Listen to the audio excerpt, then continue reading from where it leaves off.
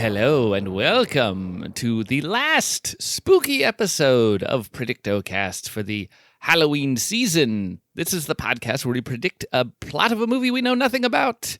I'm Josh Goblin, and with me as always is scary Spiky Skinner because of Pinhead. Oh, that's right. I'm Spikehead.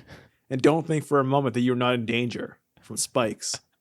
So we are closing out the month here with Hellraiser Deader from 2005, though I think that it was filmed in 2002 and sat on the shelf. Sure feels, it does feel very 2005, but it feels really 2002. Well, this is the same reason, obviously, that Hellraiser Hellworld feels very 2002, even though it came out in 2005. As we mentioned in the mini episode, this was filmed around the same time as Hellraiser Hellworld, which we've already covered. Both filmed in 2002, both filmed in Bucharest, although this is the only one that takes place in Bucharest. I don't know where the other one takes place. And online, that's right. In our minds. Yes, in your drug-addled mind while you're buried underground. This one is less fun than Hellworld, I will say. I think it takes less swings. Sure. It is not as stupid. It's stupid. It's not as dumb. Stupid. It's pretty dumb, but it is much if you take away what we'll talk about in a second, the offensive parts, it is incredibly boring for huge chunks of it. And yet, I will say the actual Cenobite stuff that we get is better in this movie than it is in Hellworld, since most of that wasn't real. It's so funny because this movie apparently was a script that had been passed around that was going to be made just called Deader. and don't you think that they don't make that joke that we made in the mini episode in this movie? They absolutely do. Almost immediately, because they know it's a bad word to use in the name of anything, whether it's your cult or your movie. But the movie was going to be called Deader, and to get it made, they had to make it into a Hellraiser movie, and they kind of did it apparently a little against their own wishes. I saw some reviews saying, like, if it had just been this movie called Deader, it would have been better. No, it wouldn't. No, because that not at all. I like, even the parts where they're trying to like fucking shoehorn this cult into the Cenobites, everything about it is stupid. It's a fucking like a concept for a 3-minute music video to a Linkin Park song. It's nothing. Yeah, it's not good. I was entertained by parts of it. There are certain words on screen that were incredibly entertaining. There are certain things that I found, I guess, interesting. I don't know all of the lore involved in the Hellraiser series. I did actually recently rewatch the first movie with my roommate who'd never seen it before, and I'd forgotten how goopy it is. That's goopy with a P. It's very gross. There's a lot of goo and liquid everywhere in that movie.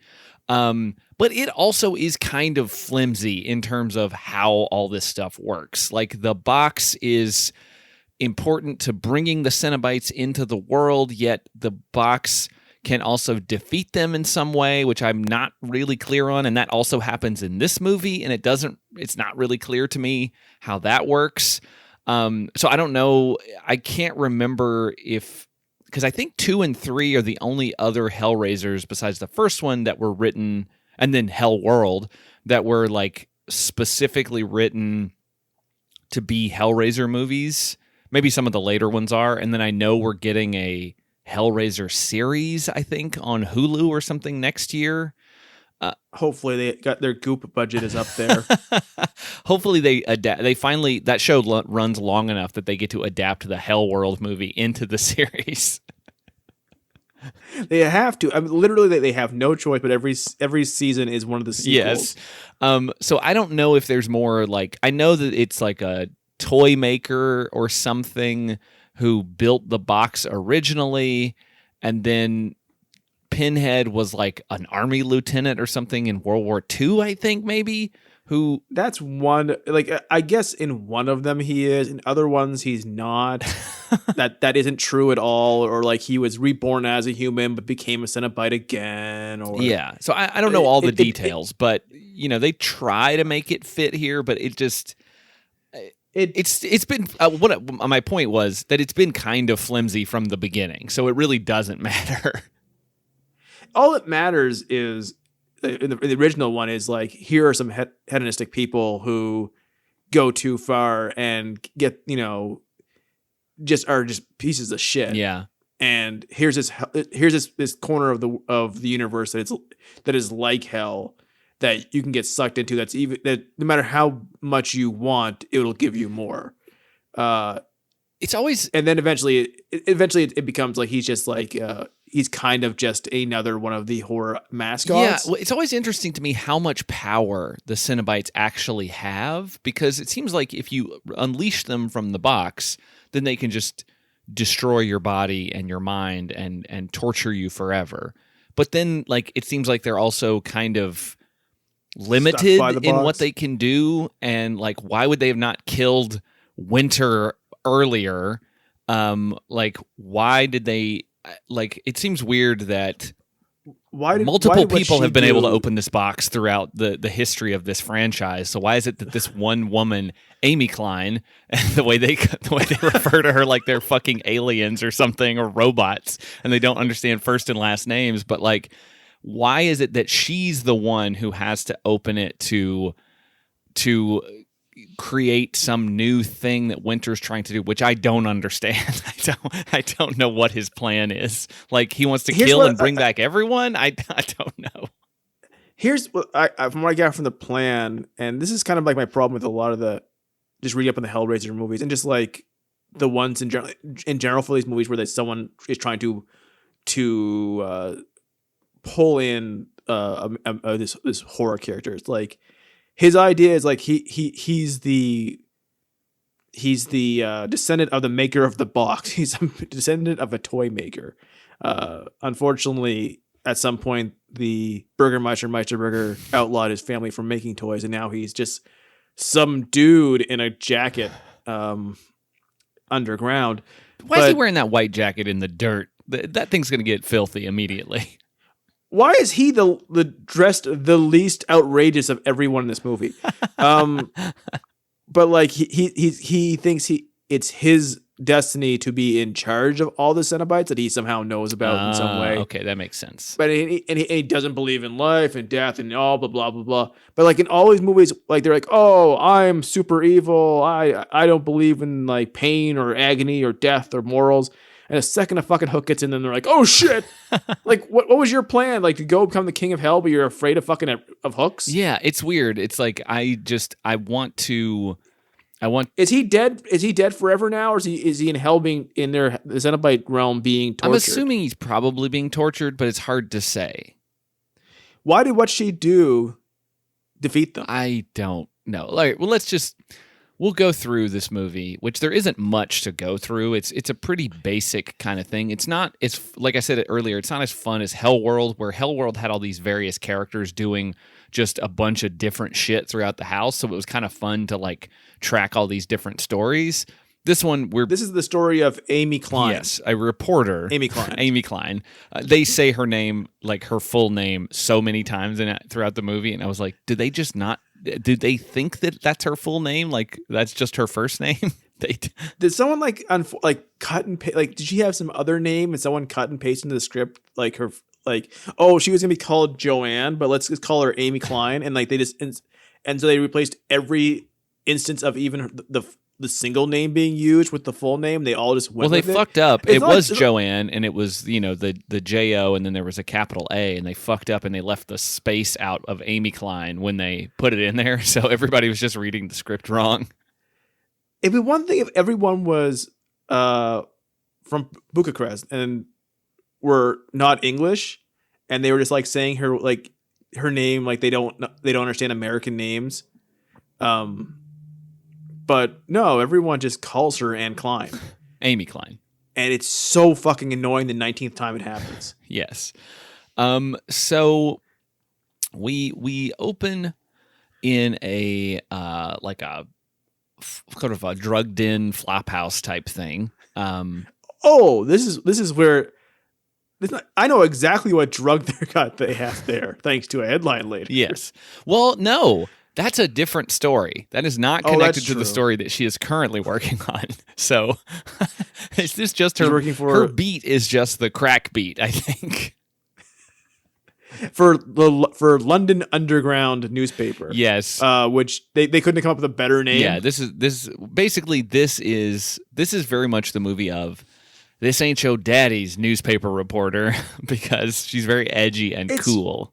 She works for fucking Vice. Basically, UK. Yes, that is exactly what this is. So we open inside a drugged inn. Also, we get kind of one of my biggest pet peeves that this is a Hellraiser movie. Kind of.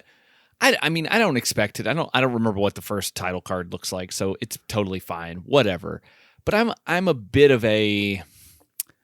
I like when title cards are interesting, and this one is just not. It's like little tiny grungy font that just says Hellraiser Deader on the black screen with white text. You're making a horror franchise movie. You have like fucking carte blanche to go all the way. Yeah, you can really jazz it up, especially the 7th fucking film. Like just do it up. Like this is not a subtle movie. So why is your title card so subtle?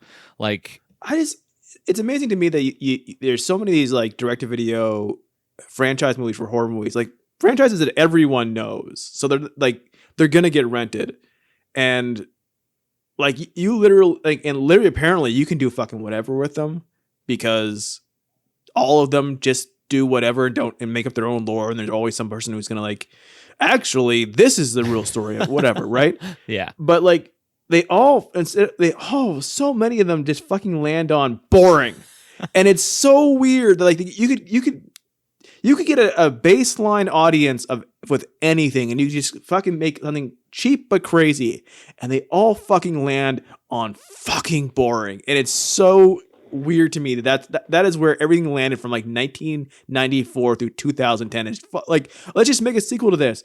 Let's argue about it for fucking 10 years, make it, and then sit on a shelf for 2 years, and then finally release it, and it's fucking boring. Yeah. Why is that the default? How did like you have all these things like who cares enough to winnow it down to boring? Yeah, I think because like having rewatched the first one, like even there, the Cenobites are not a big part of the movie. They don't really come in until about the third act or so, like towards the end. But there's still a lot of other cool shit going on before it. You have Frank basically looking like Pin, our good buddy, and he's just like, covered in muscle and grossness.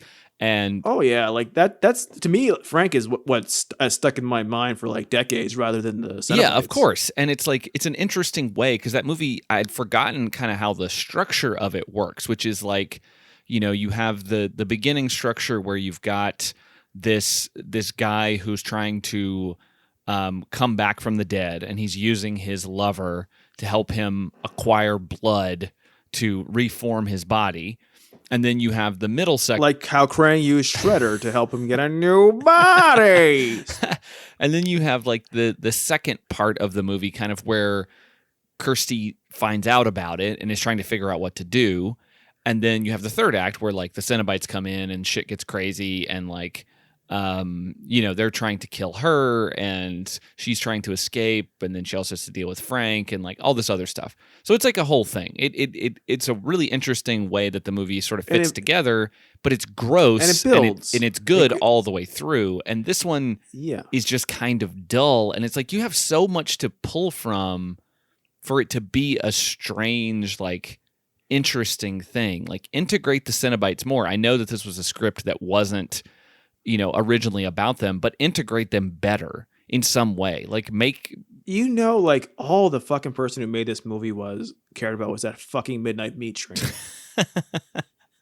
Yeah, we'll get to that for sure. So anyway, Amy, she wakes up. Well, we see this drug den first, and there's lots of drugged up people everywhere. And the camera kind of moves in on Amy Klein, played by Carrie Werner, who I know from Sliders, I think. Like, that was, I think, one of her biggest things from the 90s. She was kind of just kind of like famously someone you knew then. She wasn't in anything, like, she was in Sliders and she was in a lot of movies. Nothing huge, but everyone kind of knew who she was. Yeah, and I remember her being in some weird, like, softcore thriller at some point that I caught on, like, Cinemax. Don't worry, late at night. This movie does give her the briefest of nudity. But does put her in see-through shirts a lot, but, like, none of it necessary at all. No, definitely not. Or in the theme of the Hellraiser theme of sexual violence. It's that part is they don't use that part. They instead use something horrifically worse for their movie. Yeah, it's not great. So she wakes up and she starts to smoke a cigarette, and then she pulls out a camera and starts snapping photos of the people who are there. Because she's a journalist. Well, yeah, as we find out, she starts to leave, and one of the guys who's standing there doing drugs with other guys, he's like, hey, do you want some of this? And she pulls out a tape recorder, which she stops, and she goes, nope, I've got everything I need. And then she leaves, and we're like, okay. So she is a reporter for the London Underground, which is like an indie newspaper. And she goes in, as everybody's kind of bustling around, and we see on her, she picks up a copy of the newest edition, and on the front page, there is an article that is called "How to Be a Crack Whore" by Amy Klein. In giant letters. And this is why I stopped the movie. This was like 7 minutes in, and I was like, what the fuck? It's such a parody of what, like, even back then when maybe print wasn't dead, like, the idea that edgy people are reading this, they're not fucking reading this. Like, yeah, Vice exists, but fucking, like, this is so, like, they couldn't come up with anything. They couldn't come up with anything else in a script. They have a whole set full of people. They have all kinds of writers. They could call their friends for some free advice. Anything. They could go look at other papers. They could go to Vice. Anything. And they came up with How to Be a Crack Whore. Like, it's fucking The Onion London. Like, what the fuck is this? It's incredible. And she's got to hold it up with a fucking straight face, which is amazing. Oh, I looked up her IMDb because she's quite a robust film resume, and I found what I think the movie is that I was thinking of, that what I knew her from. It's got several titles. It came out in 1997. It's known by many names in many cultures. Yes. What I want to do, and I know this is totally off topic, but we're going to do it anyway because we're talking about Carrie Werner. Why not? I'm going to give you the synopsis of the film, and then I want you to tell me what you think the titles could be. Okay. All right. College boy Trent is returning home for the holidays when he crosses the path of bad girl Mia at a truck stop. When he agrees to give her a ride, he becomes part and parcel to all her twisted desires. Ooh. I just because the word parcel is in it, I want it to be a male. Something about the male in the title. It is not about the male, unfortunatately. Oh, is it a sequel to anything, or is it its own movie? It is a sequel to something. Oh, okay. I will just tell you, you might only get one of them. so twisted as I know she's in a movie called Eight-Legged Freaks, but that's not this one. No, that's a spider movie with David Arquette, which I think I saw in the theater. Wait, what? I think so, yeah. Why? I don't remember. Oh, I like David Arquette, I think, from Scream. From the commercials. You saw those Carrot Top movies too in theater? Yeah, man, I would have loved to have seen Chairman of the Board in theater. Is it Beastmaster too? No, it is not. Well, just to not belabor the point too much.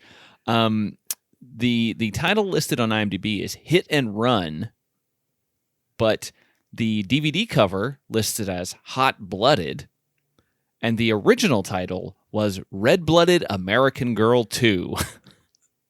Wow. That has nothing to do with the first film, apparently. I'm shocked somehow we didn't end up doing that for this fucking podcast.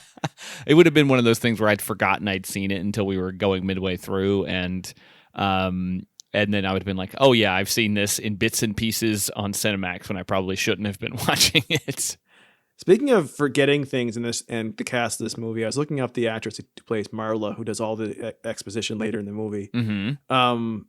And she was on the cast, and I do not remember there being a full season of a show called Dinotopia. Oh, like based on the book series?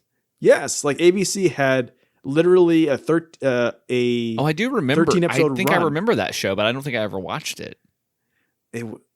2002 or 2003 to me is just such a fucking blank. Like it might as well not have existed. We've talked about this before, but like every piece of movie, music, or TV, like it's just gone.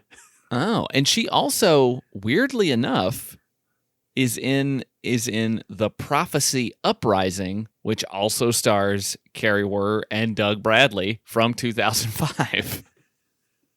They loved working together. They were all good buddies. But anyway, so back to this movie. Yeah. She wrote an article about being a crack whore, which I'm curious, what did that entail? What did she have to do to write that article? Did she just talk to people, or did she actually get addicted to crack?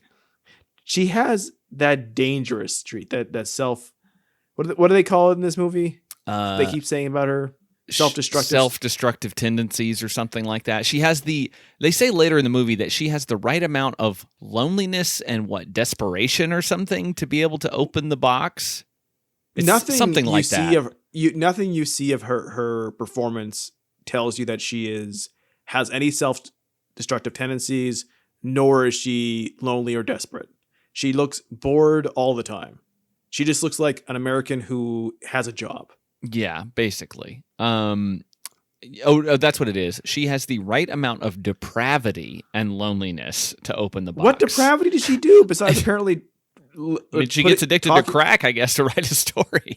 She got over it pretty quickly. Yeah, she that story was in the works for many, many years, and she's finally clean, and now she's back on the beat, hanging out in more drug dens. Not advisable. Hanging out with his fucking Wes Craven looking asshole Charlie. Oh my God. So she goes to the newspaper. She sort of plays by her own rules. Again, not your daddy's newspaper reporter. And there's a whole meeting happening, and the sort of bullpen editor, whoever that is, giving out stories, is like, "Oh, thanks for joining us." And as she walks through and like gets coffee and leaves, and very, very sarcastic and very much kind of doing her own thing. There is a guy that works with her who says, "Great article. I'd love to know what you learned if you want to show me." And just like the Vice offices. Yeah. But it's like, I question, what did she have to do in that article? What the fuck is that article about? All that matters is the headline. That's what true. People.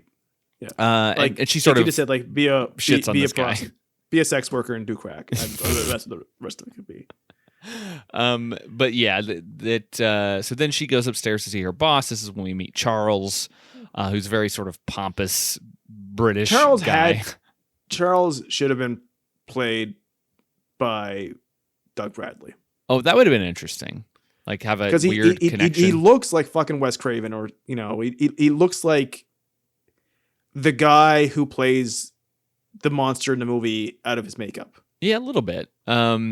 He he says, "Oh, I could smell your nicotine and patchouli coming up the coming up the stairs," and it's like, wow, she must stink because those are two smells that don't necessarily go well together. Do we ever see her smoke? A lot. Yes. I mean,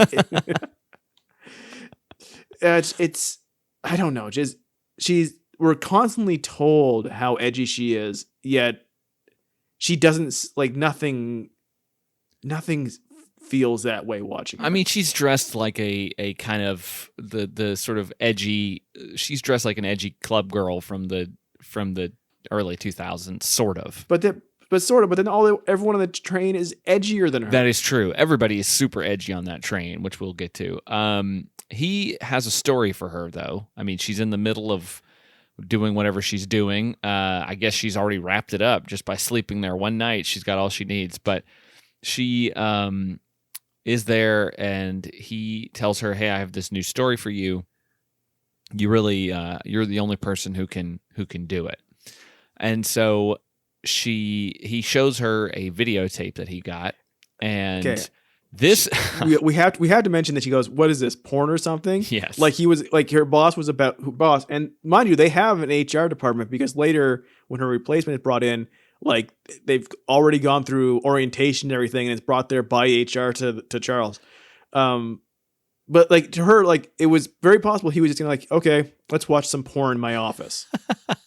Well, they have a very strange relationship, and I think it's one where it's implying that they probably have fucked at some point or got close to it, because we see a photo of them like close together that he keeps on his like on his shelf in his office, and then later he compliments her ass, which another guy does too, and I don't know if that was like Carrie Werner saying, "Hey, tell these guys to compliment my ass on this set."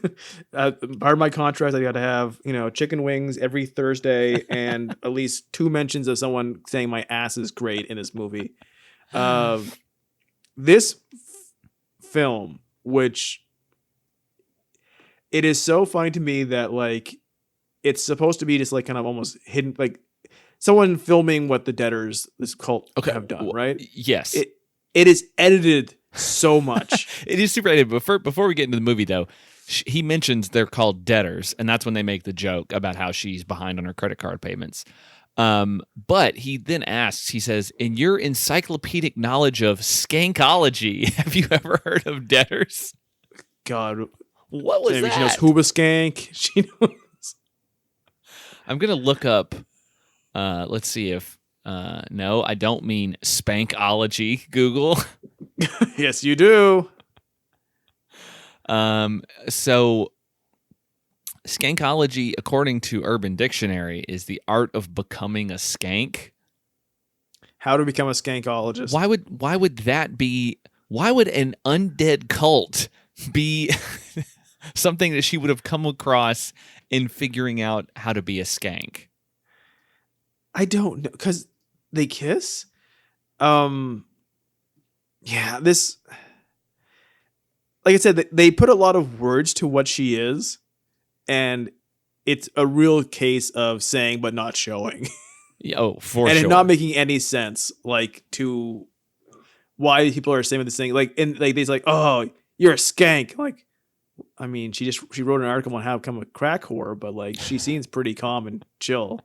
Well, so getting back to what you were saying about the tape, though, yes, it is like insanely edited in like a very music video kind of fashion, like very lots of quick cuts and like video zooms and things. And I thought like, oh, okay, they're trying to show this sort of frenetic nature of whoever put this tape together.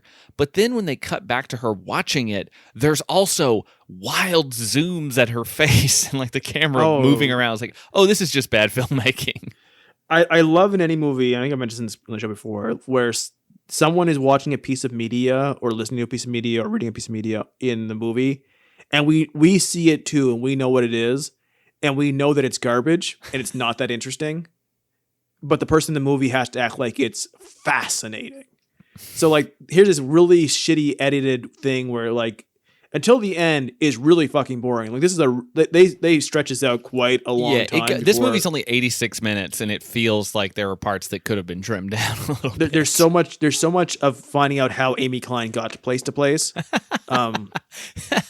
it's like it's the first James Bond movie where they just showed lots of scenes of him walking through places.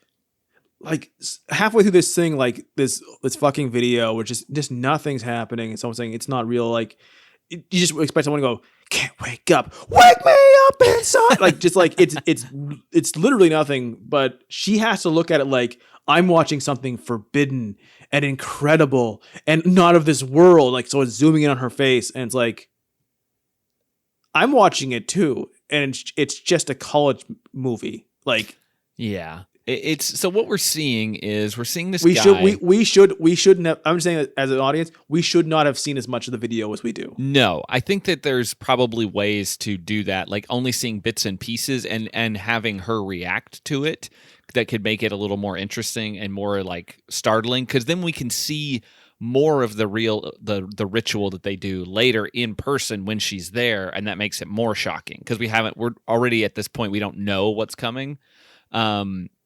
But like in the tape, we see this guy in a white coat, who we'll learn later is named Winter, and he looks like a late 90s, early 2000s frontman for some new metal band or like some sort of alt metal band. With the white coat, it could be a alt metal Christian metal band. Ooh, I could totally see. He's kind of got like a Scott Stapp sort of thing going on. He does. He looks like a slightly thinner. God, he's got a big jaw on him. He looks a lot like Tommy Lee, honestly. Tommy Lee. He's kind of thick in the face like Danzig. Yeah, but no danger to him. A little bit. But yeah, like not like Danzig when Danzig was young and muscular. I'm talking about big-headed, same picture of Danzig every single day Danzig. Like this man, he it's not that big, but yeah, I get it. Yeah, he's the safest version of danger you could find. Yeah. But and think about this. In theory, in the original script, the movie is entirely about him. Yeah, man, that would have been real. That's real rough. Yeah. So we watch someone say, lay down, this girl lay down, and he's telling her to say over and over again that every bit of her is not real. And this goes on for quite some time. Unnecessarily long. Too much. We kind of get it. It's like a very like Matrixy type speech. Like this isn't real world, and the real world is the one outside of this one, and blah blah. It's very much kind of in that same mold. And why can he do this? It's not ever clear. Like it has to. I don't know what the point. Like, how does he have the power to bring people back? It doesn't make sense because we were told he can't open the Lament configuration, the Hellraiser box, and has never done it. He's the descendant of the people who made it, but then later, like when Pinhead shows up, he's like, "You're the descendant of a toy maker, a hobbyist. Like there's no power in it to you." So he literally, like it. At one point, he shows to have super speed, like he's the fucking Flash. Yeah, he moves like a vampire in Twilight, like he's like zooming around, But like, why can't he? Why can he do any of this? Because when the Cenobites show up, we're clearly supposed to think, oh, he's a phony. Here's the real evil, because he immediately gets killed and he immediately starts crying for help.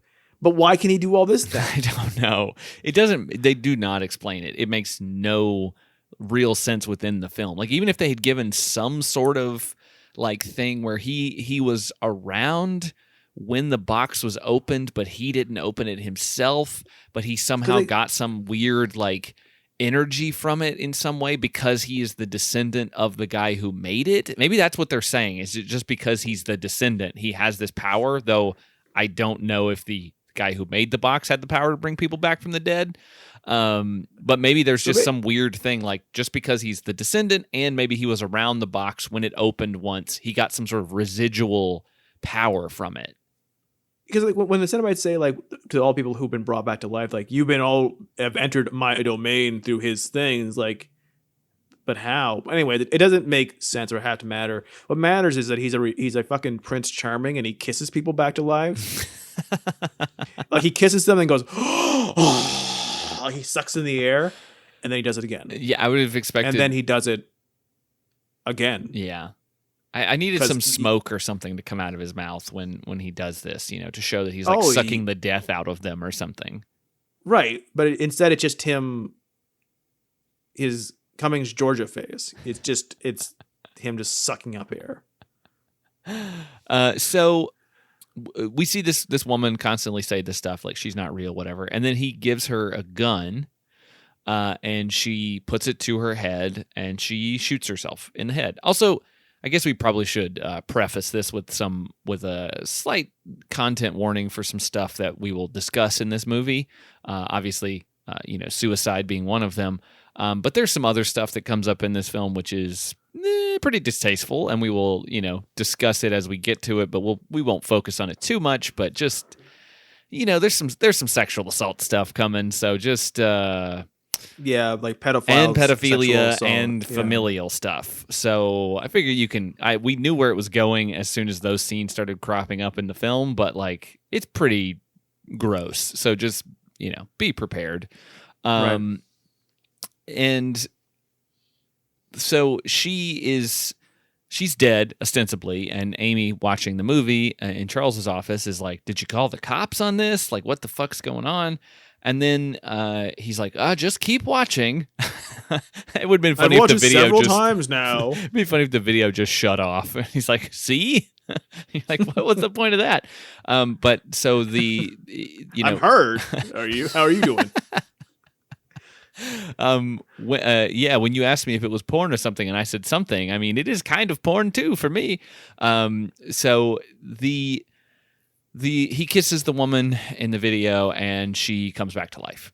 Do you think like if he sold this to a snuff film aficionado, they'd be all excited and then go, "Oh, yeah, oh man, I'm almost there.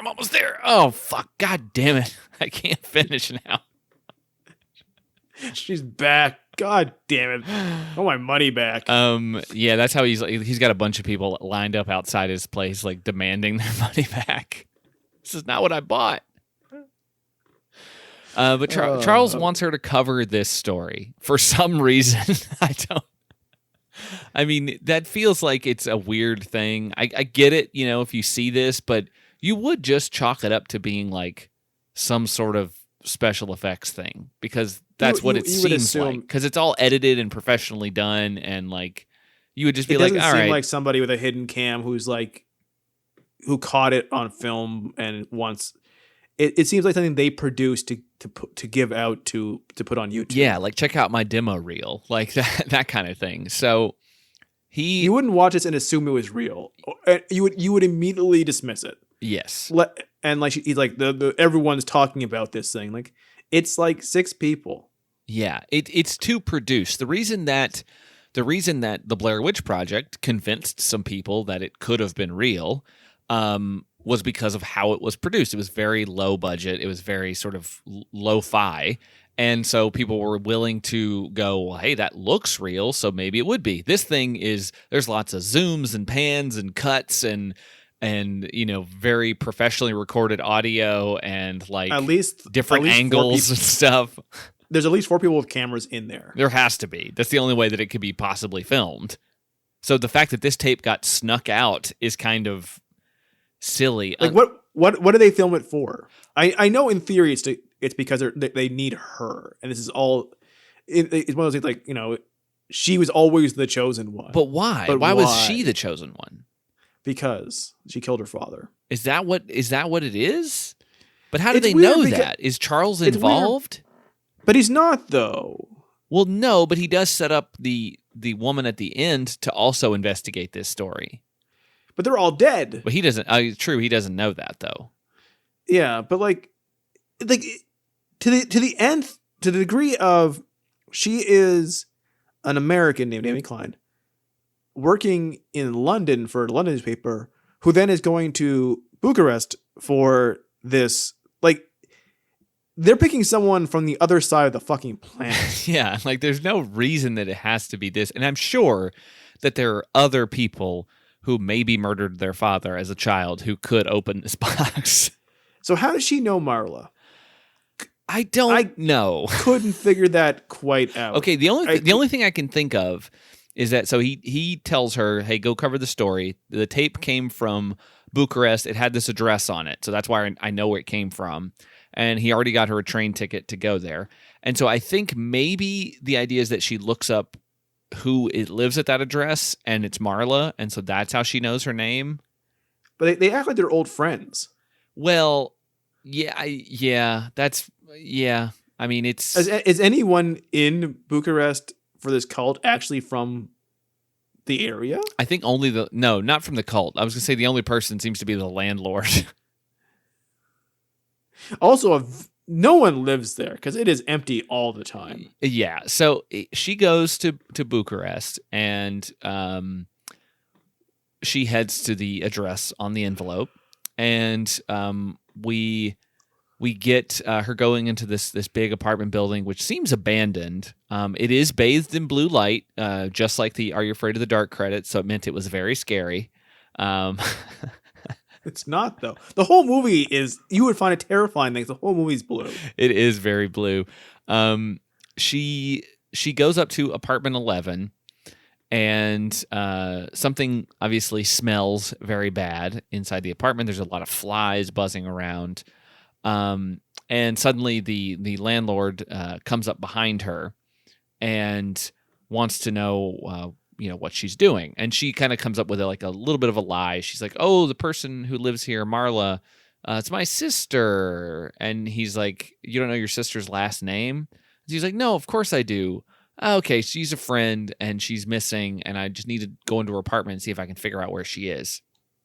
And so she pays him an American 20, which I guess that's good in Bucharest. Who knows? And they open the door, and of course things smell very bad. But the super, apparently they imply that he can't smell anything because he's just smoking this huge cigar. All the time. He's never not. And so she goes inside, and there's gross plates, which is the biggest horror of them all. Yeah, there's just when there's rotten food everywhere, I'm just like, okay, this is gross. Apparently, before she died, she fucking made an entire sandwich and didn't touch it. I'm gonna make the sandwich. I may or may not eat it before committing suicide. Yeah, I'm gonna go choke myself out in the bathroom. So she finds this.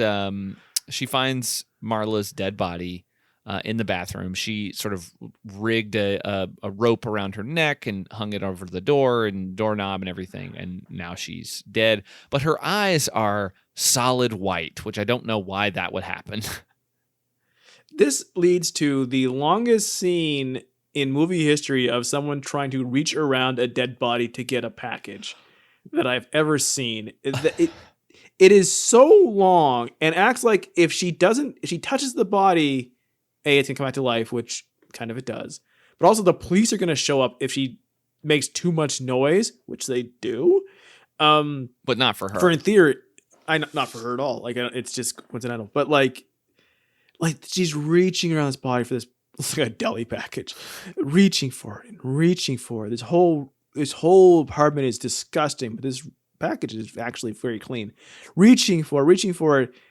And she finally knocks it down, and she just goes, fuck it, and she picks it up. It is the longest stretch out of anything I've ever seen in a movie. Yeah, they really try to goose it a little bit. And then she notices that Marla is also gripping in her hand the Lament Configuration, the puzzle box. And so she tries to pry it out of her hand. She has to break her fingers to get it out. And she's putting everything away.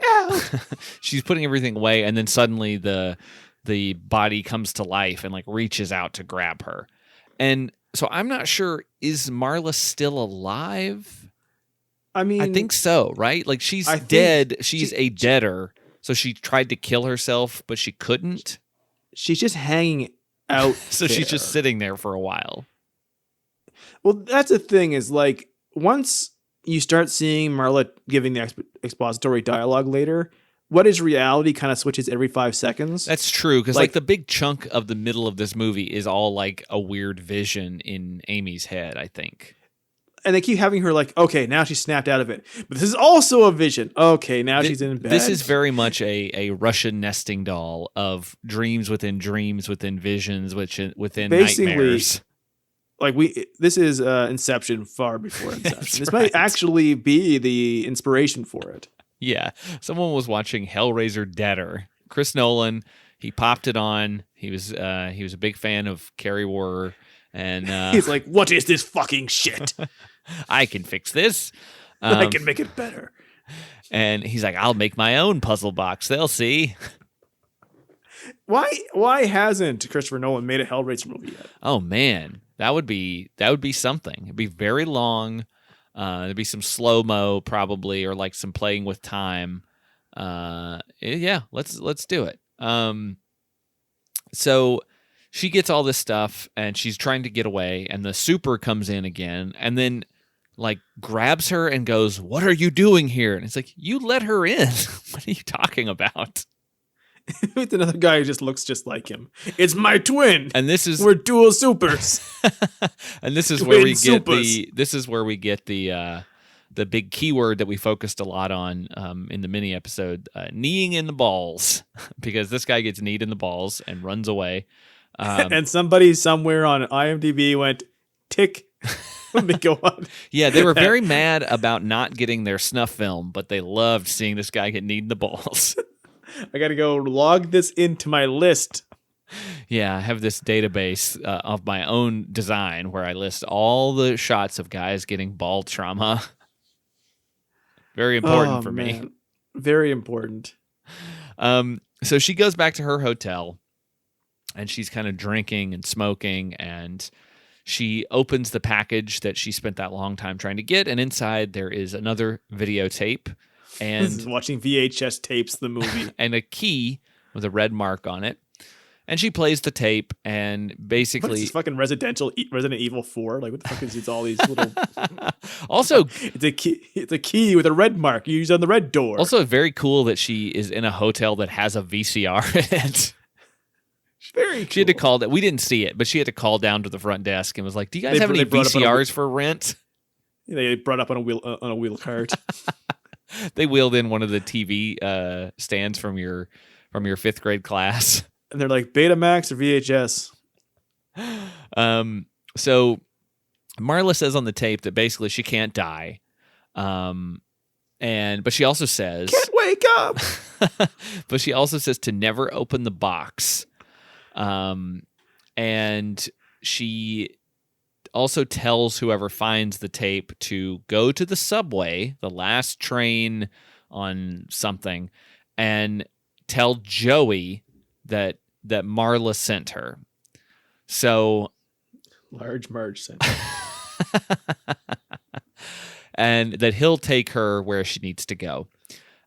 So then, of course, after being told by a woman that she found dead in a bathroom who came back to life spontaneously to not do something, she immediately starts playing around with the Lament configuration.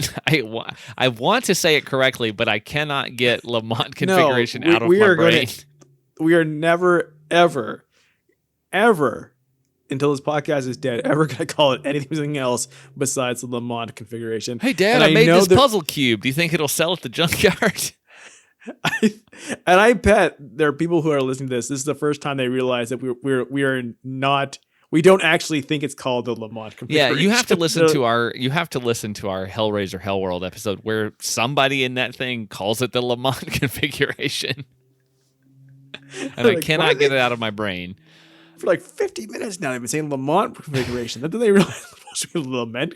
No. Fuck you. It's a Lament configuration. So she, of course, immediately opens it, and a bunch of CGI chains burst out of the top of the The box. Oh, this movie could have had so much more cool shit in it. Yes, and this is. I mean, it doesn't look great, but it's at least kind of cool. Like for the thing to like kind of open up. It's Hellraiser. At least it is Hellraiser. This is what is this like 30 minutes at 40 minutes into the movie before we get our first Pinhead? The first Pinhead, and this is the first Pinhead, which is just kind of a vision Pinhead, much like Hellworld. This is 26 and a half minutes in. Okay. He doesn't show up again for until 57 minutes. Okay, and then he's at the very end. Yeah, so at 57 minutes, he shows up again, and then he's at the end. He also calls her Anne Klein. Amy Klein.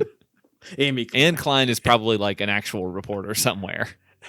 It's Calvin Klein's sister. Anne Klein is a fashion company. It is not. Yes, not it anymore. is. So anyway, she opens the box. These big chains with hooks burst out of the top, and they clamp into the side of her head and like try to pull her into the box. She's screaming and freaking out and everything. And then we see Pinhead standing there, and he says, as you mentioned earlier, "Don't think for a moment you're not in danger," which is such a weird thing to say. He says it. Don't think for a moment you're not in danger. I'm like, he should have said that you're not in danger. And then later, Winter says exactly the same thing, except for he puts the that in there. So I'm like, oh, at least you know how to fucking put a sentence together.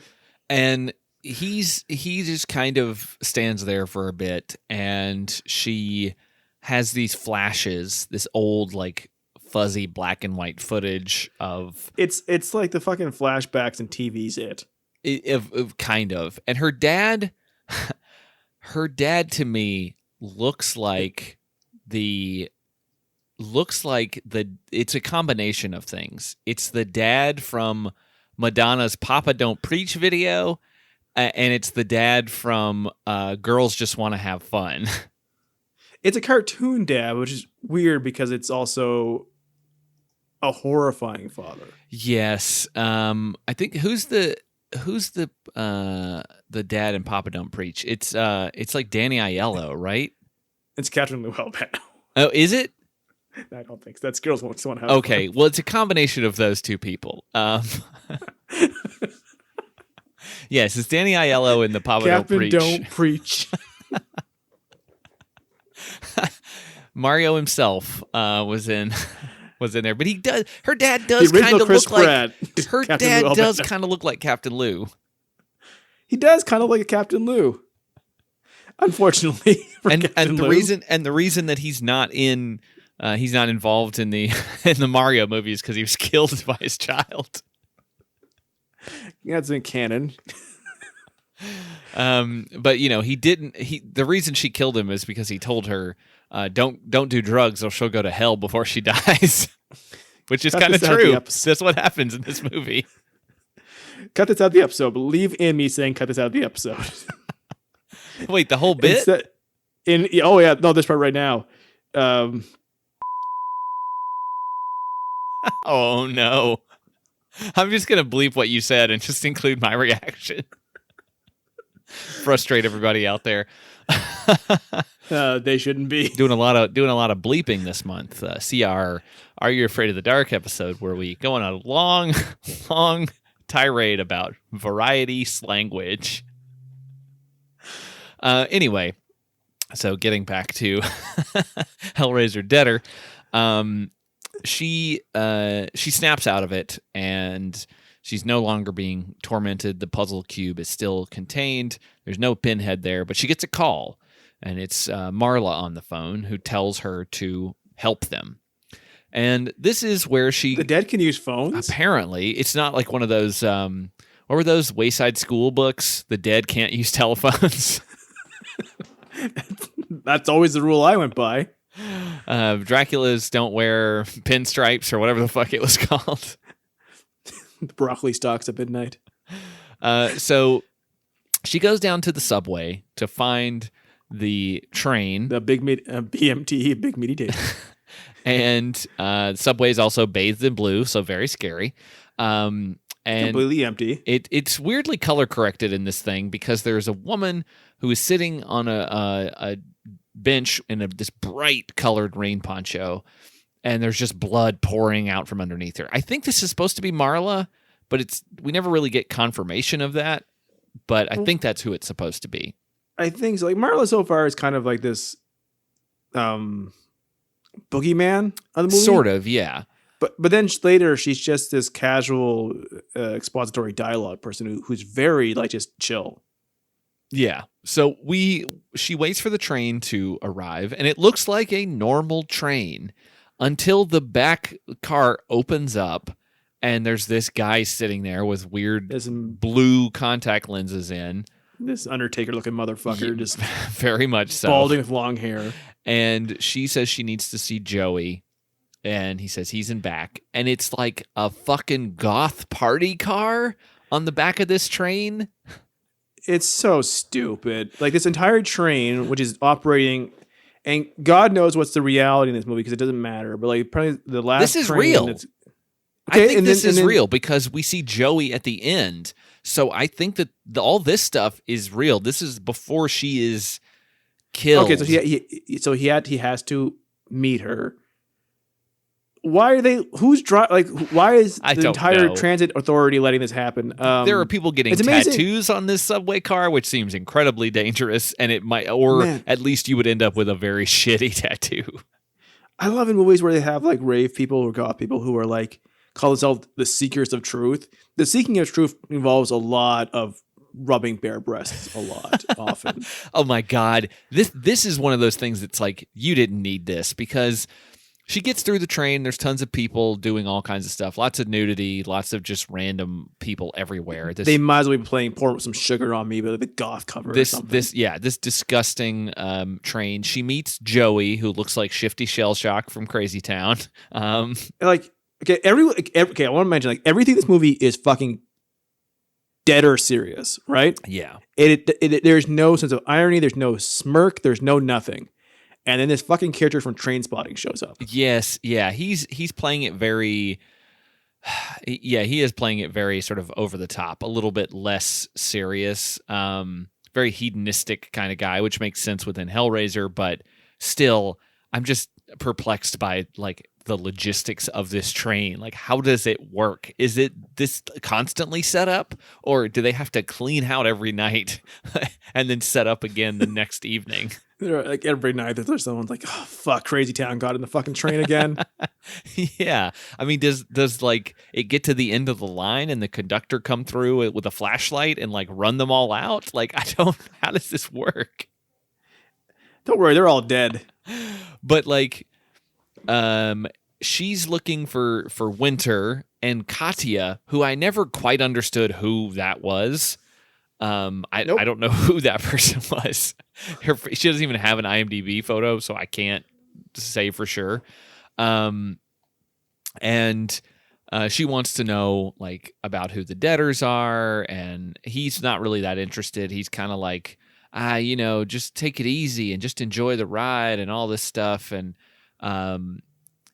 we get these random shots of naked women making out, which they keep cutting back to for some reason. Like, I mean, I know why. I know the reason why, but like, it's totally nonsensical and not necessary. Like, I don't care if there's nudity in your movie, but like to just like blatantly put it on the screen, it like sort of like if they're walking through the club and or the club car, I guess, and there's some naked person wandering around, like that's fine.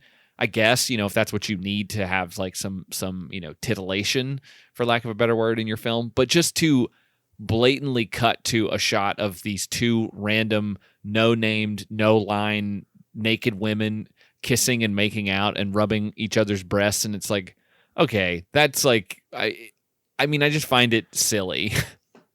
And yet, I'm pretty sure like the movie makers and everything were so pleased with this. Like they thought like, look at this awesome visual we made up.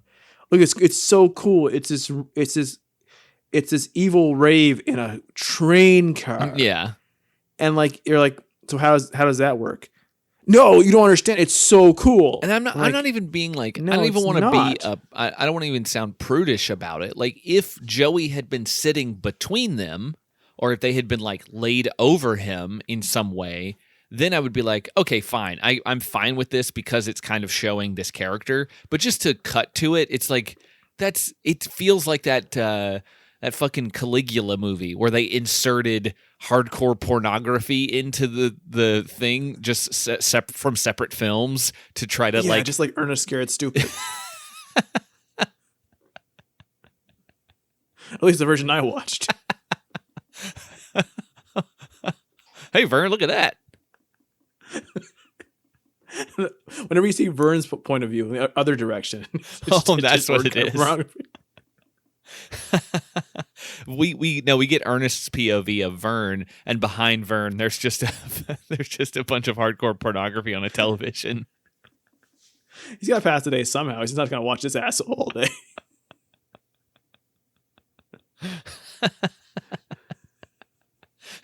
That's what two Hellraiser films in a row with an Ernest joke in them. Yes. If we ever do any other Hellraiser films, we have to figure out a way to work in an Ernest joke. Generally, when we're recording this, I'm taking out Ernest jokes that I'm going to be making before they happen.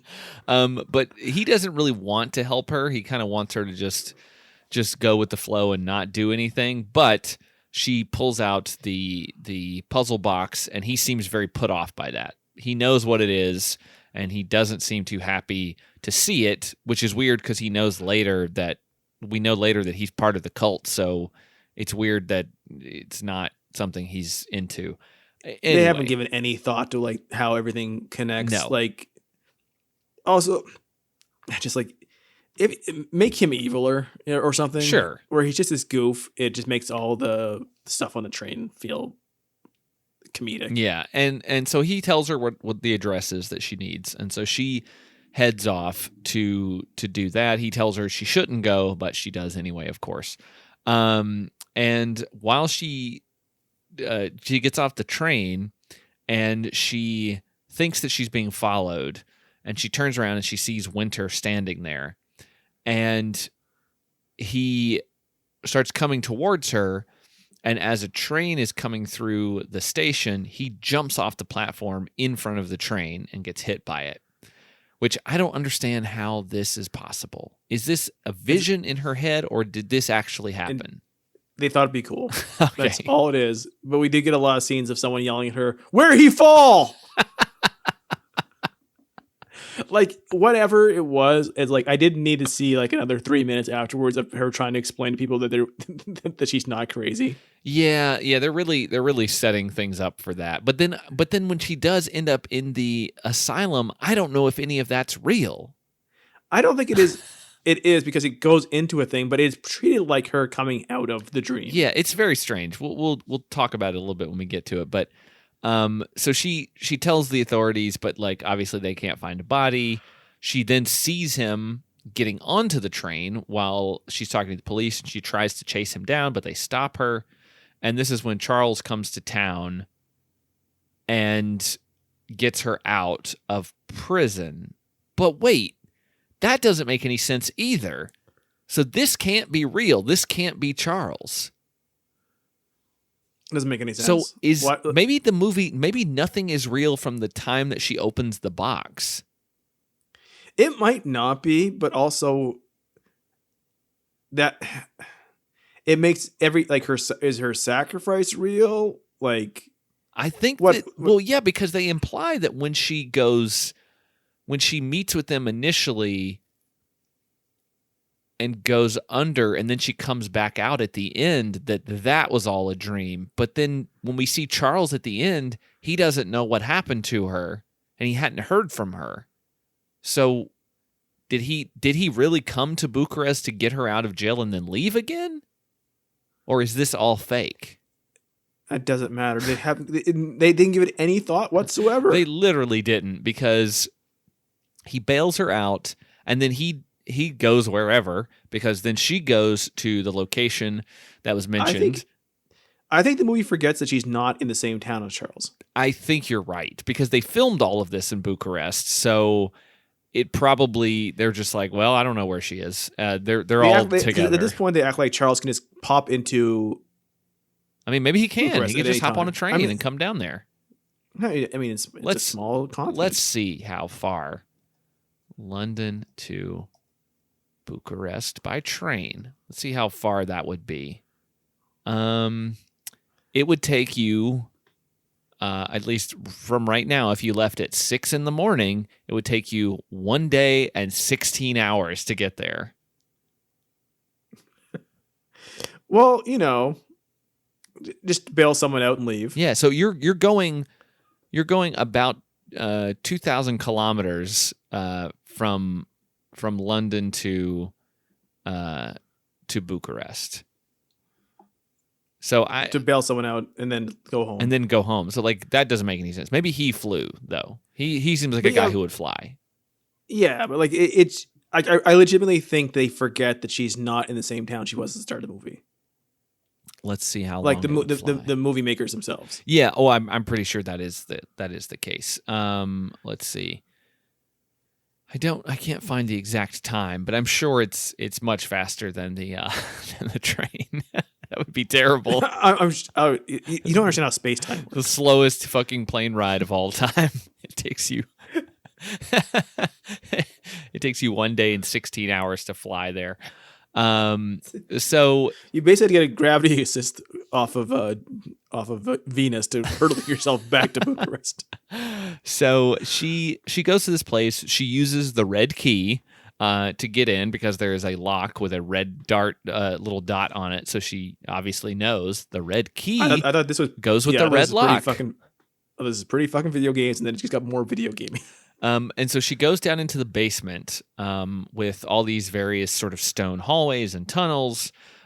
She has to use a lighter to see because it's very dark to her, even though it is very well lit to us.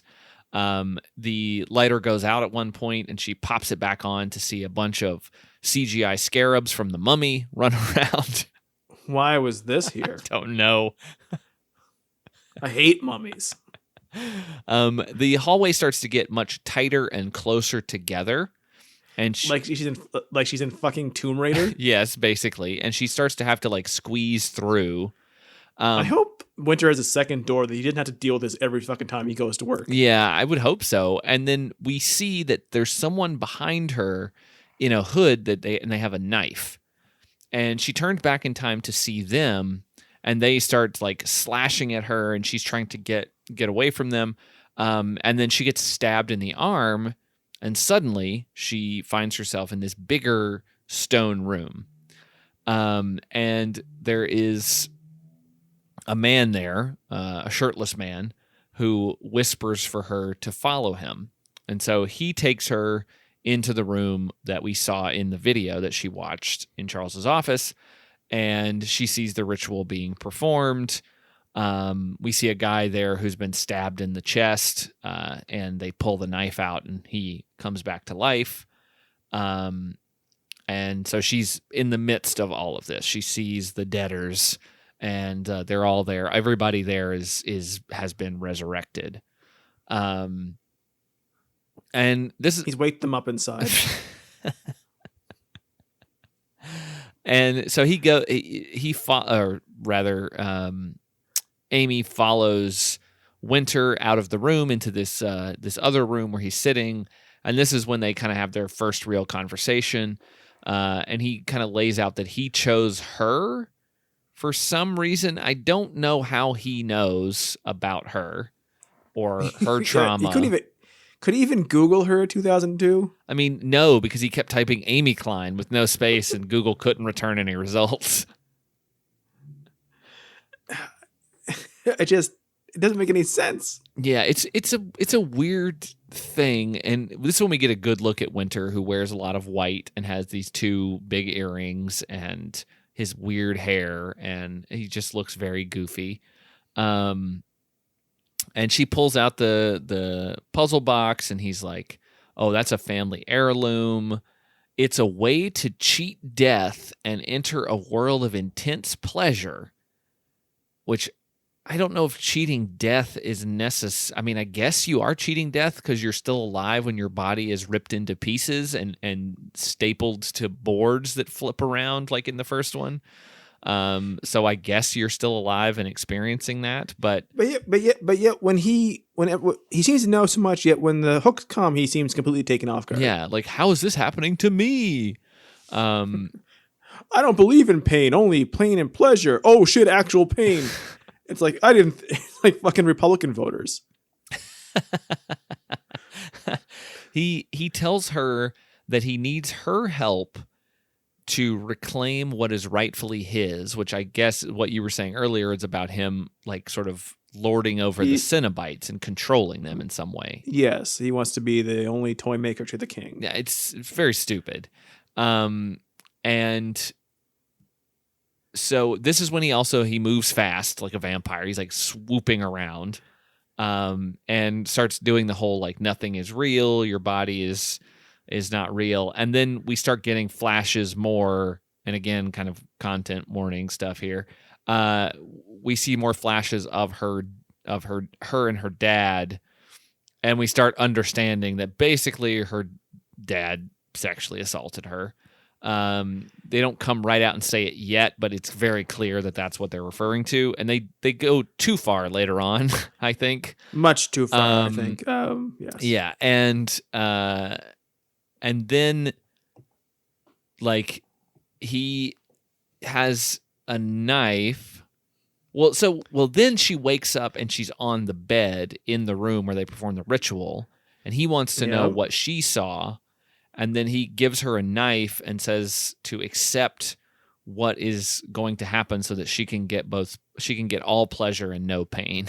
He goes, no more pain, only pleasure. Yes. And then winter is coming.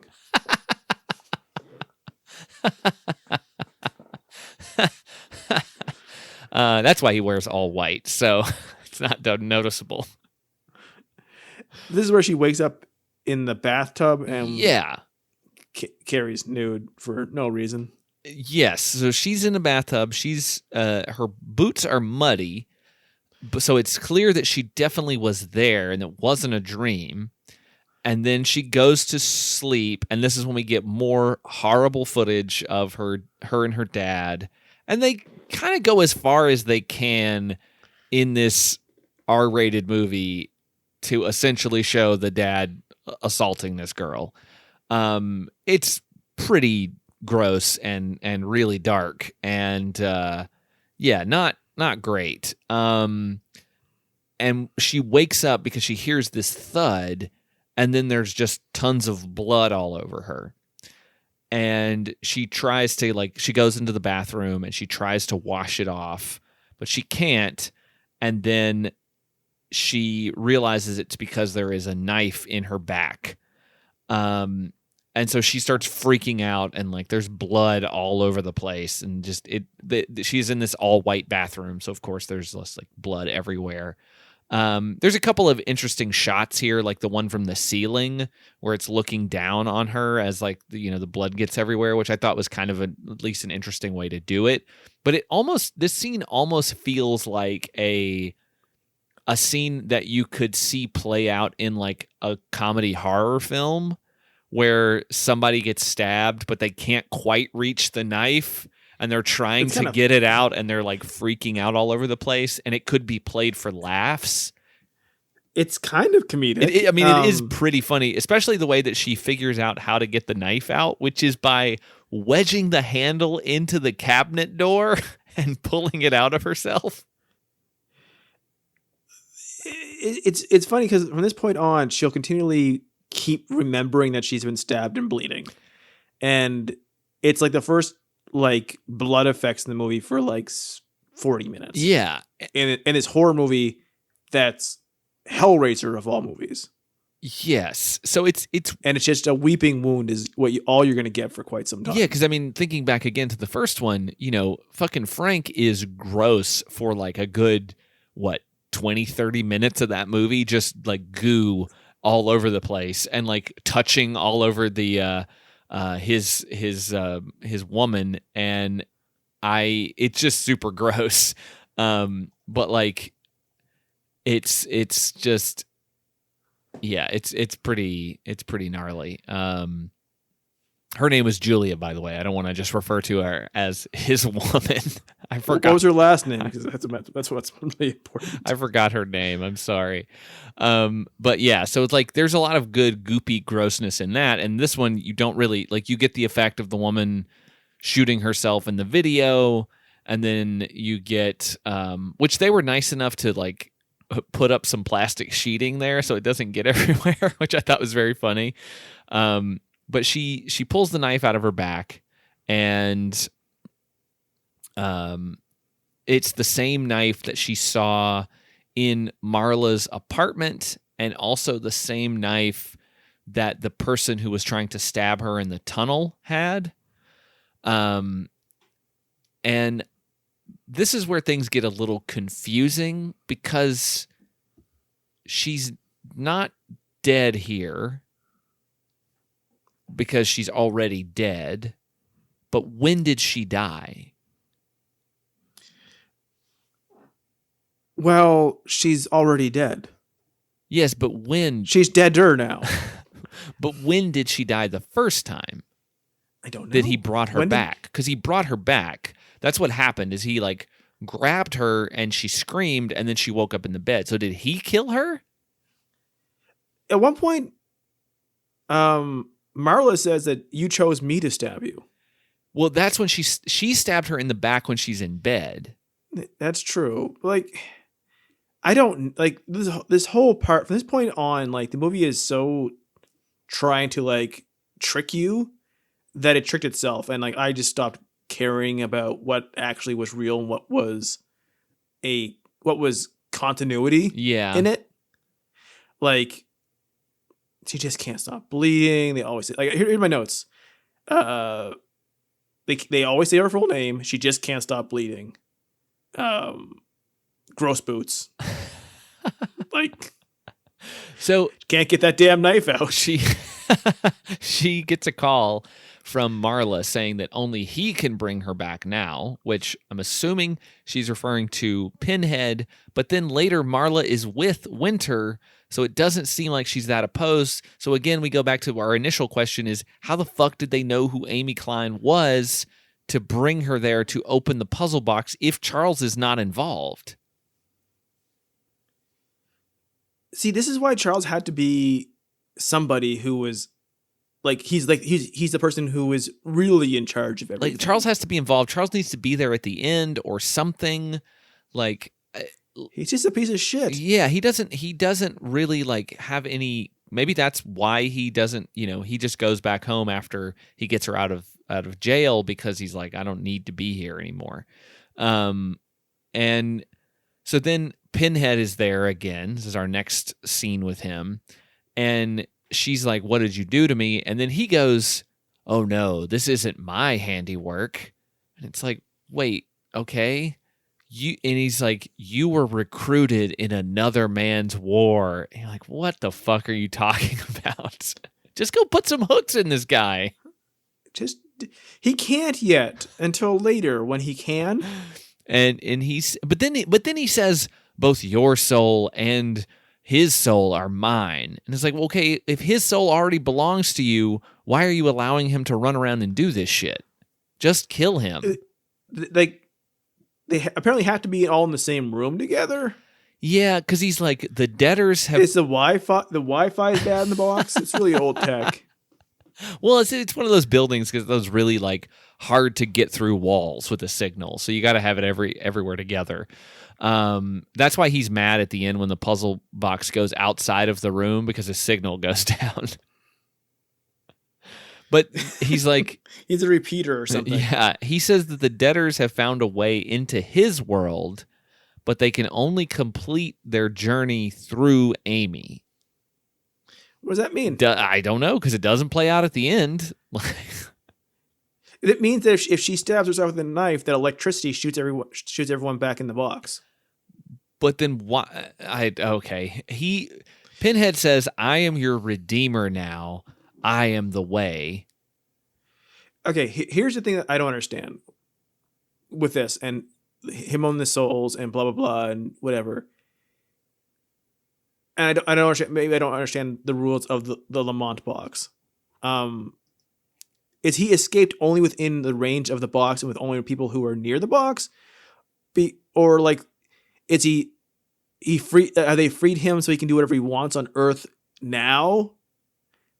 But because like he's not doing anything, and he's upset when she stops him, but he's already killed the guys he wants to kill.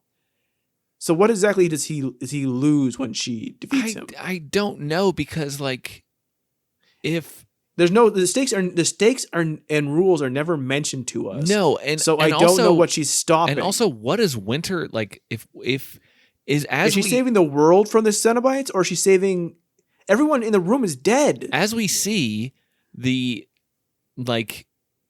When she opens the box, it does not work out very well for Winter. So why was he so keen on her opening that box? What did he think would be able to happen? Because it's not like when the box opens, he goes, "I am in control of you now. Stand down. I am the leader." And then he's like, "Oh no, you're not." And then he kills him. Like it's like he doesn't know what he's expecting to do. Right. He knows there are Cenobites. He mentions them, but then I don't know how he knows that. But then when the Cenobite shows up, he's like, "Oh shit, a Cenobite!" Like he's instantly terrified. And then he's like, "I'm your leader," but he says it really, really unconvincingly. And then Pinhead's like, "Fuck, you are," and then kills him. And like, what did he think was going to happen? Yeah, it's not. And why does he have superpowers? I mean, again, it doesn't. Why didn't he just matter? Why didn't he just go use his super speed to get away from the chains? yeah. Use your Naruto run and get out of there. Oh, so the chains going through all their bellies at the same time is so fucking funny. That is very funny. So she decides that she has to get out of there. So she wraps up a giant towel and ties it to her back. So she has this huge hump on her back now that I wish somebody had offered her a Bloody Mary at some point during the sequence. That kind of disappears once she has the jacket on and is out in public. Like when she first puts it on, you're like, that's very noticeable. You have this giant thing on your back. But she goes down to the subway and basically leaves a huge trail of blood wherever she walks. And just like someone who, I mean, immediately this is a weird place for my mind to go, but just like in the Adam Sandler film Big Daddy, she throws a bunch of newspaper on it. If this had come out like around My Big Fat Greek Wedding, she could have sprayed some Windex on her wound. But yeah, I know you haven't watched. There's a Bobby who's walking through the subway, and she doesn't want him to see all the blood, so she puts down some newspaper and then just knocks the entire newspaper rack down on top of it. And he never like. I mean, this is, hey, ACAB, because this guy just looks at her trying to pick up all these newspapers and just keeps walking, doesn't offer to help or anything. I mean, he's the only connection that perhaps we actually are in reality. Oh, yeah, good point. Maybe we're not, though. I don't, it's very... Did she dream a shitty cop? I mean, I think we're all doing that. Yeah. But I'm gonna have this crazy lucid dream being affected by by hell itself, where I'll mentally project a police officer who won't help me. So she goes back to the goth subway car and she needs Joey's help. He's busy. What makes you think that Joey would help her? I don't know. He's busy fucking some women or something, and he tells her just to don't worry about it, ignore it, enjoy the ride. And then the train suddenly goes dark. And when it comes back up, everyone is dead. Most of them are dead. A couple of them are dolls. True. Okay. Yeah. And there is a lady Cenobite on the train who is sewing up someone's throat while she wanders. So how free through. are the Cenobites? I don't know. Because this is the only other time one of the other Cenobites are doing something. Yeah, I don't know. I mean, Chatterer's not in here chewing up anybody. Those are the only three we get. We get her, Chatterer, and Pinhead. And you would think from this scene then that she has caught and is torturing Joey, Yes. But Joey's just with the rest of the end, and he's also as surprised as anyone when the Cenobites show up. Yes, so none of this is real. This must be like some sort That's of not a real... Yeah. Cenobite-influenced delusion. So the Cenobites deluded her into thinking she was going to see Joey, and that Joey complimented her ass. Yeah. Oh, yes, that's true. That is where this happens. When I have too many Cenobites late at night, I also have delusions. I love those pizza Cenobites. So then she goes. Oh, Marla's on the train and tells her to come with her. And she says, "Hey, you're dying just like me." And now Marla's starting, like, parts of her skin are starting to fall off and everything. And they go into the bowels of the subway, and she says she's taking Amy home. And this is where she reveals that she's the one who stabbed Amy, and she wants to help Amy face her past demons. So this is where, like, Marla goes from, like, kind of this spooky boogie person, and now she just, like, I really want to stress, she's just casually chatting with her at this point. Like, she's just in the background. She's like, yeah, you know, I thought this, and they're having this like their old time buds. She's not speaking in riddles. She's just chatting and looking really casual, and she tells the whole plot of the movie at this point, because the movie hasn't told you what it's about yet. Yeah, and we're about 75 minutes in. Yeah, so she has two speeches where she tells all of what Winter's doing. Yeah.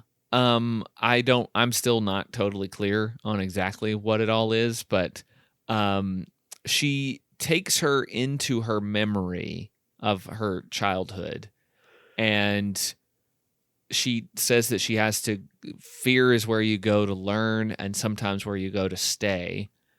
And then her dad comes up and, like, slaps the adult her, and then she wakes up in a hospital and she's shackled to a bed, and Charles is there. And so I'm not totally sure if this is real or not, but it's treated like it's real. It is, but I don't think it is, because she leaves, and then she kind of remembers that this is where she went after she killed her dad. Oh, that's okay. That makes sense. I think I missed that part. She sees she sees a child drawing this terrifying picture, and I think it's supposed to be her. It's supposed to be her, but it looks like Two-Face. It does. But yeah, once again, Charles is just thrown into her fever dreams just to throw us off, but also, like, there's no, like, once again, like, for these sequel movies and stuff like this, I really stress out there, for horror movies, there's nothing scary in these movies, like, even for a second. No. And if you, I can't picture a reality where someone is at this point in this movie and, like, I can't wait to find out what happens next.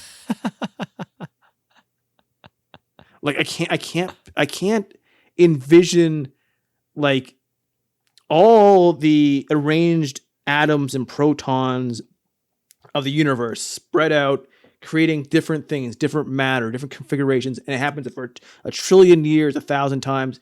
And, like, you could spontaneously create a brain out of nothing. It has made us. We are in this perfect Goldilocks zone, in the perfect universe, the perfect physics for us to exist. But I cannot picture somebody who exists in any time, in any universe, who at this point in this particular movie would go, I can't fucking wait to figure out what happens next. I'm so enthralled with the mystery of this plot. Is this real or not? So, like, she is kind of wandering around here. Then it turns out that this is not real. She sees Marla, who doesn't look dead at this point, who looks normal. And I thought they were going, like, a weird thing where none of that was real. Like an adult dressed like a teenager. Well, I thought what they were doing was they were going, like, a direction of, like, oh, none of this is real. It's all in her head. Something happened and she's been trapped here, and she envisioned herself as being, like, a newspaper reporter, or maybe she was, but then they locked her up or something. Like, I thought we were going to find out more about that, but no. Because weirdly enough, I will say that my interpretation of this film, having only like looked at the IMDb page a couple times before, was that on IMDb, that first big, if you're looking at it on a computer, the first shot you see is you see the Hellraiser Deader poster, and then next to it, you see that big open area where you can play the trailer, and it's just the shot of her in the hospital. And I thought, oh, does this entire movie take place in like a mental institution or something? And so that's what I just assumed it was, and of course it's not that at all. But like then like Marla, this is where Marla tells her that she has the right amount of depravity and loneliness to open the box, and Winter needs her for that.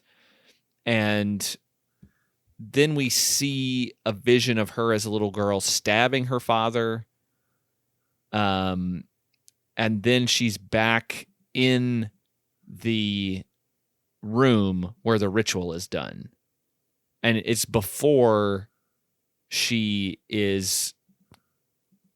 it's like after she woke up the first time and he was asking her what she saw. Right? Right. So it doesn't make any sense. So she takes the knife from him. Joey's there, by the way. He's alive. She takes the knife from Winter and raises it up like she's about to stab herself, and then instead stabs the table next to the box, grabs it, says, "Go to hell," and throws it. And why does throwing it activate? I don't know, because it also is it's a super throw. Like, she shouldn't be a newspaper reporter. She should be a baseball player, because this thing goes flying. And it lands. It opens up. That's not a very good puzzle box, by the way. If you accidentally tip it and it opens up, it's like, well, that sort of takes the fun out of it. And a bunch of lightning comes out, and then all the Cenobites are there. It's the Lamont configuration that you buy at the grocery store toy aisle. How's your toy, Jimmy? Well, it's not very fun. I dropped it and it opened up, and I felt kind of ripped off. Yeah. Oh, and then the Cenobites all came out and put a bunch of hooks into Dad. So I put them in water and they grew. So Pinhead is there, and he says, he kind of fills in some of Winter's backstory. You're a descendant of the toy maker who made the box. You should have stuck to the family business. Pinhead's like, I sacrificed myself for that box. If you're not willing to do the same, you don't deserve any power or something. And then this is when whatever. And this is when a bunch of chains just come bursting through the walls. And then it's finally a fucking Hellraiser movie. And then hook into this guy who seems very perplexed by it all. And Pinhead's like, when you attempted to live beyond death, you entered my domain. You should be careful what you wish for, because it might come true. But I don't know what that means either. Then could he have done this at any time? He just waited for this moment where they're all in the same place? I guess. Or were they already in his realm? How long have they been in his realm? Is this entire thing taking place inside the puzzle cube? If so, why is it so elaborate? Because in the first one, it literally is just a dude's body parts nailed to a plank of wood that's spinning around. So they really went above and beyond in this one to make like an entire world for these people. Yeah, but you want to make sure that people from all over can enjoy a hell that reminds him of Bucharest.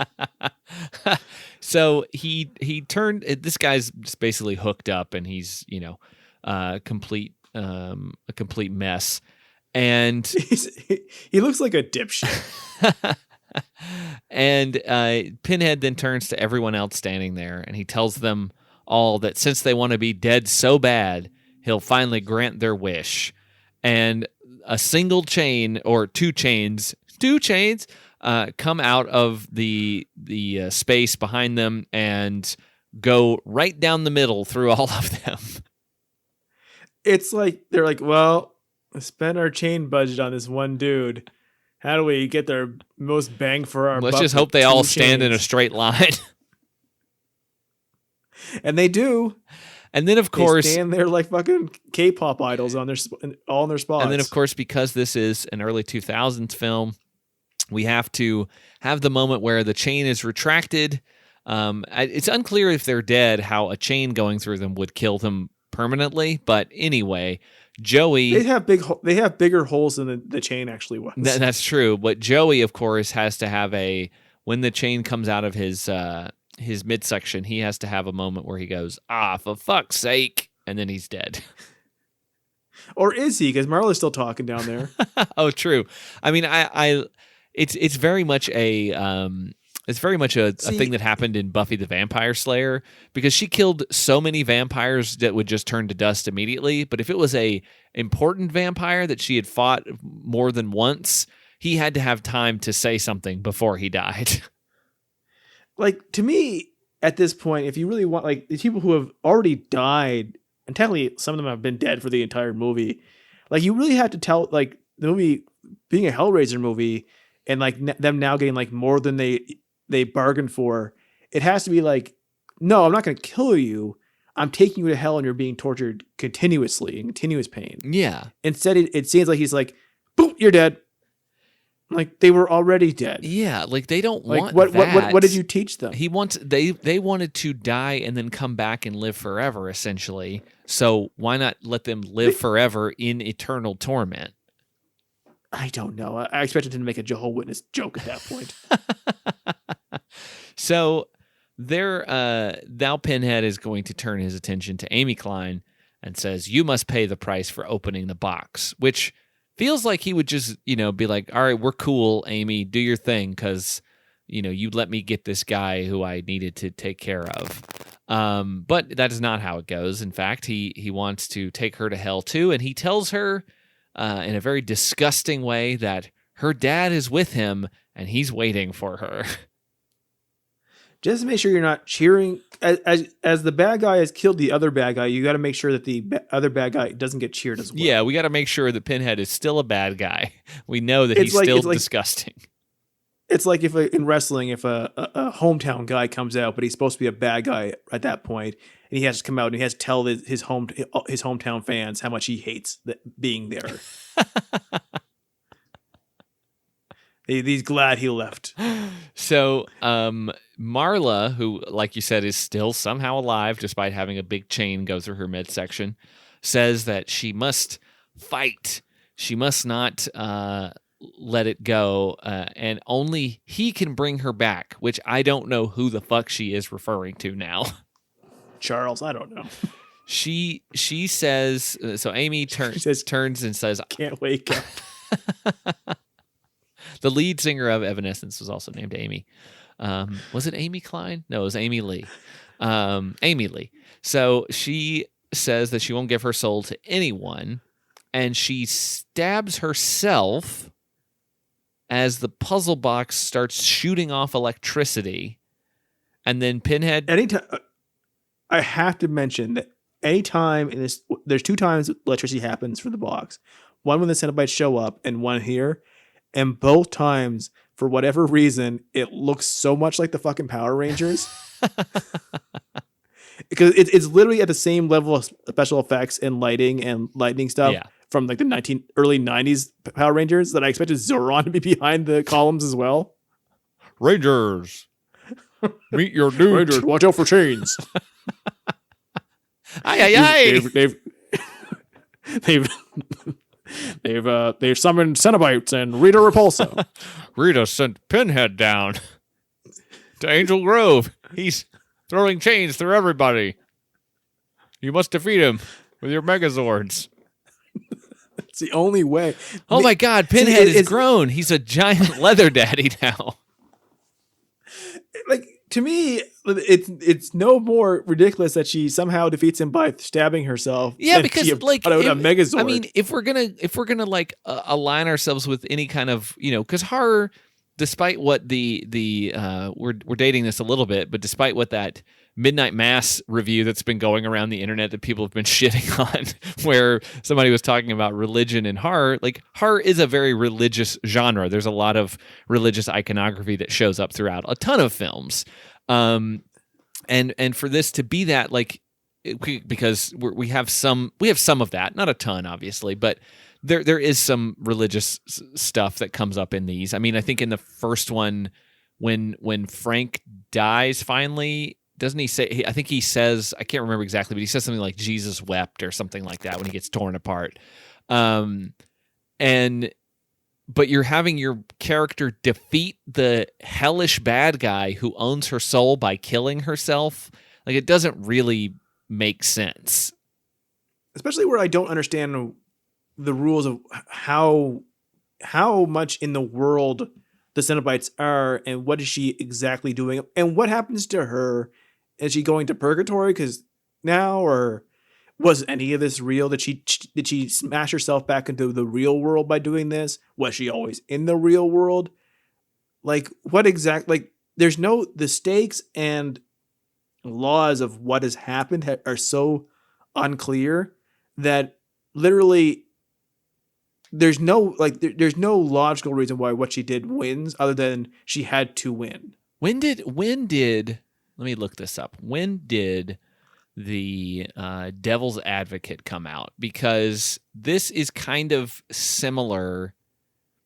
That was 97. So it wouldn't surprise me if they kind of were cribbing from that a little bit, because at the end of the Devil's Advocate, a much better movie than Hellraiser Deader, he's supposed to do this thing, and he defeats the devil by killing himself, and thus, foiling that plan.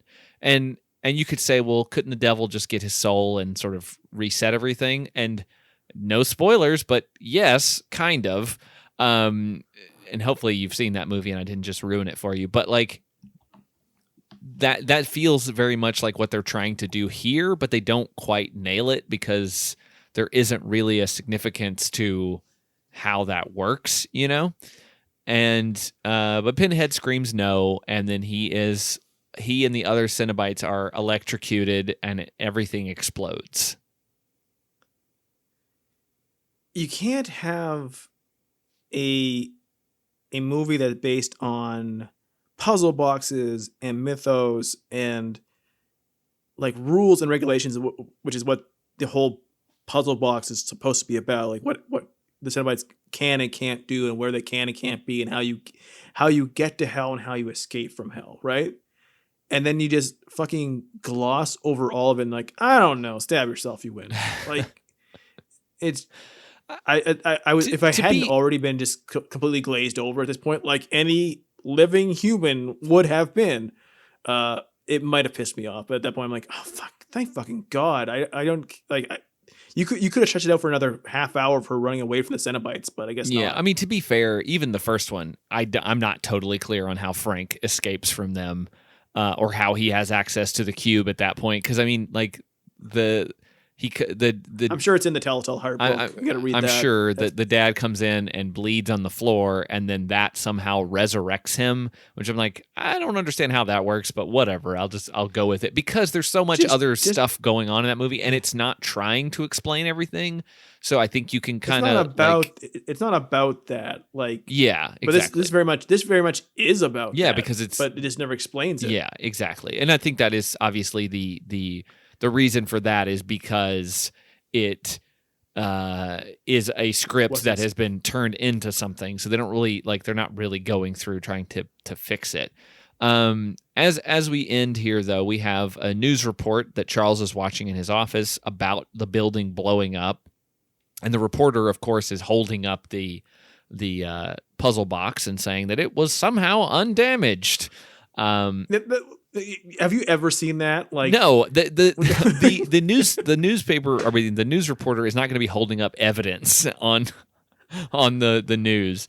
Like they could say something was undamaged, they probably wouldn't, but they wouldn't be holding it. Like, look at this. Yeah, and so I got it. I picked it up. Yeah, I just found it in the wreckage. I'm going to put it on my nightstand. Joanne Lamont. And Charles says that, he talks to his the HR person or whoever she is, and says that they haven't heard from her. And she brings up another reporter, and Charles immediately brings up the tape. He's like, "Hey, I've got a new story that I want you to cover." And it's like, at least let her get settled first. Give her something easy to start with. Yeah, don't send her to fucking Bucharest to figure out some weird undead cult. Yeah, don't fucking start there. At least have her write a good how to be a meth whore article first. I need you to embed yourself with these crack addicts. What does he think? What does he think this What's it going to do for his business to get this story? I don't know. I mean, I guess it's just that anybody will, in 5,000 words or less. Yeah, I mean, he'll be the only one with that story. They'll get whatever the underground equivalent of a Pulitzer is.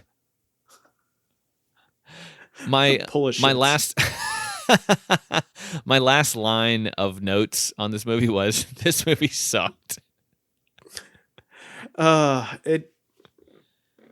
said the box explodes. I don't care. Yeah, I mean, like we said at the beginning, I would not recommend watching this one. I would absolutely recommend watching Hellraiser Hellworld because it's so silly, and the fact that these were filmed back to back by the same director at the same time in Bucharest, it really is weird to see how much more fun that one is and how much sillier and dumber. That one could have been called Hellraiser Dumber. That one is versus this one, which is very self-serious and kind of gross. And I think, and this is the one that got the name lead.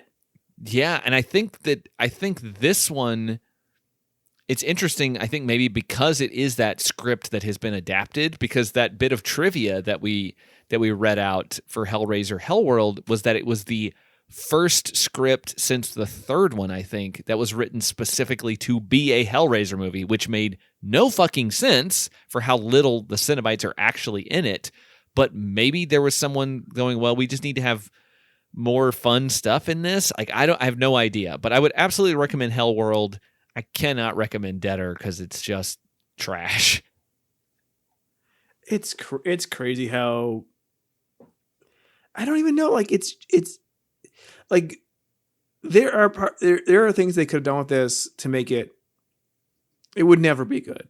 It's flawed from beginning to end, but you could have had it be zanier or have more energy, but it's just it plods, and it's I at some point in the middle of it, they were making it, why didn't anyone go fuck, this isn't working? We gotta do something. Change the pace. Show some more energy.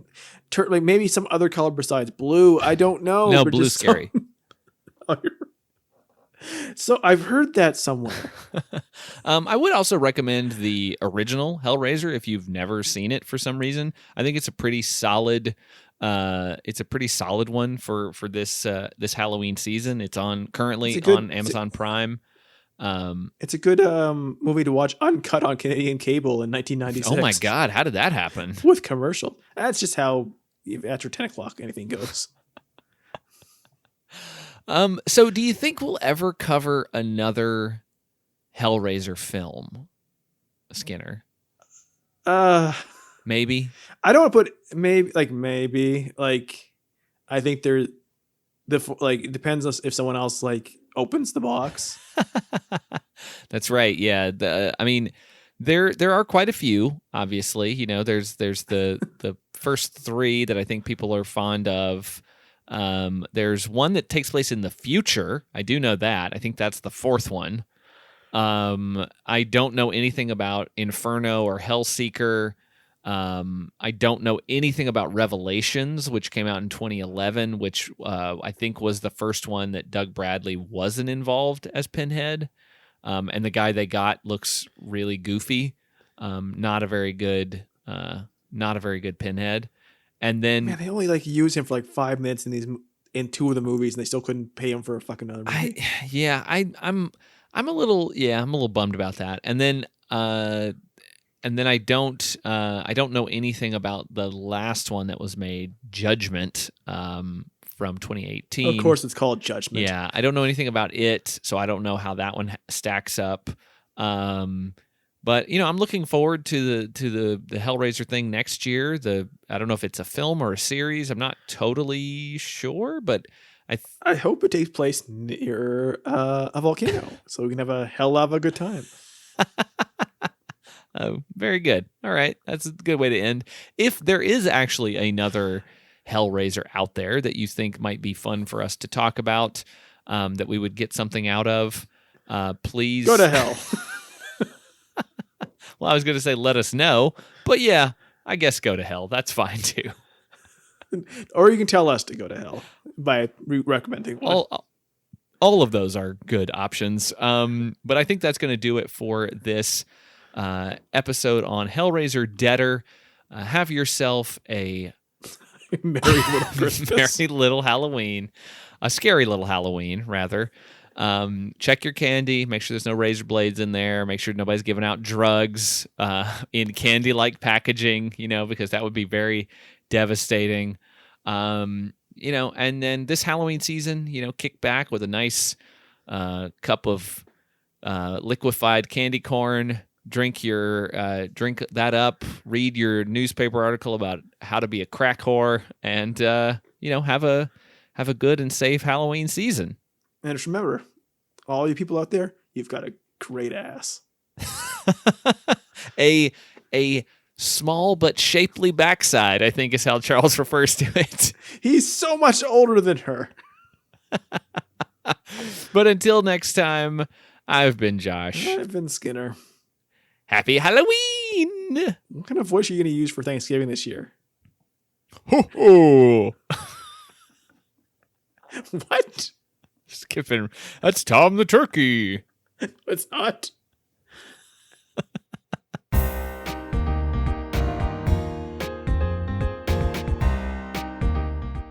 If you like the show, subscribe, rate, and review us over at Apple Podcasts. We're on Twitter and Instagram at predictocast, and you can find our entire back catalog at predictocast.com.